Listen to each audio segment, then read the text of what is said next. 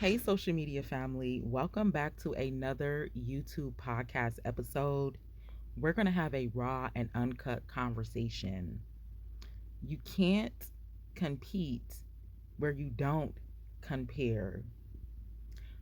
Listen to that, replay that, and run that back. And I'm going to say it again slower for the human beings in the back. You can't compete where you don't compare.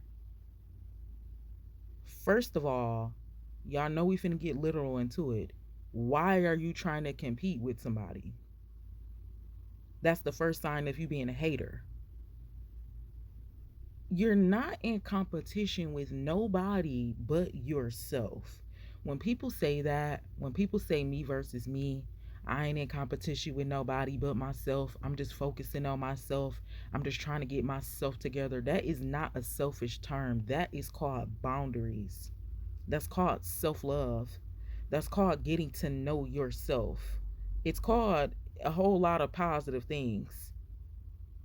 You shouldn't be competing with nobody. This person is competing about losing 100 pounds because they're overweight. This person is trying to get knowledgeable because they feel like they're not the smartest. This person is trying to make money, figure out how they can increase their finances because they're looking at their debt and they're trying to get their name clean. Why are you trying to compete with them? When you are in competition with somebody, you're a hater. And while you're so focused, paying attention to them, you're getting sicker and they're losing weight. Man, how is he losing weight? I'm finna try to compete with him. You're getting sick while you're worried about him losing weight. While you're worried about, man, he got his bag up. I'm finna try to. He's getting richer while you're getting broke. Why you worried about, man, they like that relationship good, I'm finna give me a relationship. They're about to get married while you're getting cheated on and abused. Mind your business and stay in your office. Like the Lord said in Romans chapter 12, we are all created from the same God, yes, which means that the Spirit of God, every single day that we wake up and we breathe, we are all breathing the same breath of God. That don't mean that you get to be your man's. That don't mean that you get to swap lives with your homegirl. That means you figure out what you need to be doing in your office, which means your life, and focus on that. You shouldn't be competing or comparing with nobody. And you know what's so crazy? People are so foolish with the hating because while you hating, this person is still elevating. This person is still losing weight. You're still getting sick. You can't compete where you can't compare because obviously if you're in competition, that person is always winning and you already know that. You already for some reason feel like, man, this person got one up on me. Get one up on you.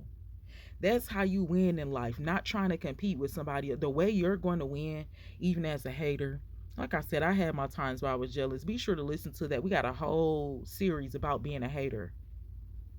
I can talk about it because I've been there and I'm not there no more. While you are hating on that person, you are losing years, precious moments, minutes, seconds of your life and your health. You need to learn more. You need to do more with yourself. You're never going to be that person. You're never going to compare to that person. Compare to yourself. Instead of putting people on a pedestal, put yourself on a pedestal.